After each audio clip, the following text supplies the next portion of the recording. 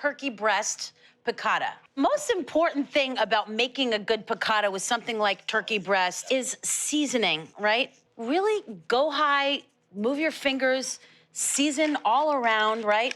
We're going heavy with this, because that's where you're gonna get a lot of flavor. The turkey meat itself, right? We're not having some big Thanksgiving gravy and cranberry sauce to hide behind. And honestly, the turkey breast needs help. It doesn't need, too. There's no fat, super lean. And also, you know, not the tenderest cut of meat, I'll be honest. So to pound it thin like this and take it in a different direction, okay, more pepper, salt on both sides. I'm gonna cook this the way my mother did, just a little bit of olive oil, and that's a hot pan.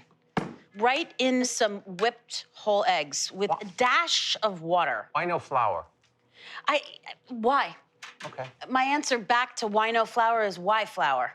If I've got the egg, and here I've got some panko mixed with a little bit of just finely grated Parmesan cheese, right? In the whipped egg mix, and then right in the breadcrumbs. And if you want to do contactless, social distancing, turkey piccata, I just press down in the breadcrumbs. Really important to not be afraid to press. Yeah, especially right? the panko is the best breadcrumb. Right? Go out and get it, right? It's like Oh, so good. And they have gluten-free panko. It's great too. We use that just for amazing. no other reason than it's got. I do chicken fingers like we live on chicken And fingers. the texture is like It's you fantastic. can't. It can't not be crispy. No, it's It great. stays crispy for days. I've got a little hot oil in here and butter. Now, you may say, why do I need the butter? And the butter is really for flavor more than anything else. Flavor. So after I get 2 or 3 of these going, I'm not even done breading them, but I'm just gonna start cooking them. And that actually gets you motivated to finish breading them quickly, because you just feel like everything's waiting on you. And then just drop the piccata right in there in a nice single. You want to do an even layer. You can kind of crowd the pan a little bit, I'll be honest, because they do shrink a little bit as they cook. And if your oil is nice and hot, you can sneak that last one in there. That's the perfect pan, right? A 14-inch stainless steel pan. Definitely. If one cutlet is kind of slow to the party and the others are getting brown, I will move my pan and take those ones that are more cooked and keep that part of the pan more off the heat, a little off center, and get that concentrated heat on the cutlet that's lagging behind.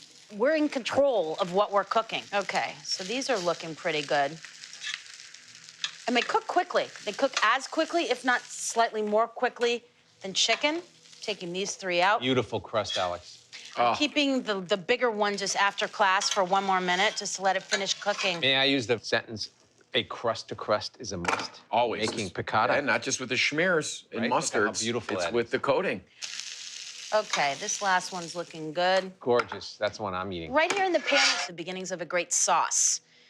Just like we used breadcrumbs, flour, we always use those things to thicken sauces. You've got built-in flavorful breadcrumbs left over right in there. Capers, the juice of a lemon, serious lemon zest, okay? There's not a lot of ingredients in here, so go big and bold with them. And then just stir, just to catch all those breadcrumbs, all that deliciousness that's hanging out in the bottom of the pan. It also is kind of helping you do the dishes. No butter. 1 pan meal. No, there was butter in the beginning with the cutlets, and I'm not gonna add any more. I really don't like it to be that heavy.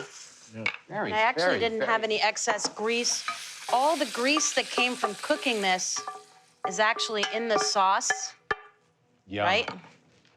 God, I can smell it. It smells fantastic. And then just the parsley, you gotta have that parsley in there. And I don't wanna say, oh, you could use chives or banana peels or scallions. It's really gotta be parsley here, mixed with the lemon. You say banana peels? Yeah. Yeah, I'm just saying you can't put anything here. It's really gotta be about that combination. Oh And then my just a God. couple of these, Oh. right?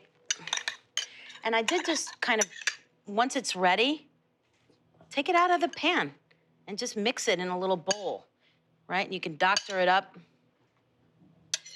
We want that boy. little bit of Oh, boy. an excess of capers. Capers are salty, but here they're also a texture, right? Because you've got the crunch of the cutlet, and then you have that sort of suppleness of the caper. And then if you want a little bit more parsley that isn't wilted from the heat of the sauce on top. That looks beautiful, Alex. All right, I'm digging in. I always go for the little corner of the cutlet, like the corner of the burnt brownie stuff. or the lasagna. I love a corner. Corner piece, corner slice. You really get that lemon, the lemon zest. The flavors are really punchy.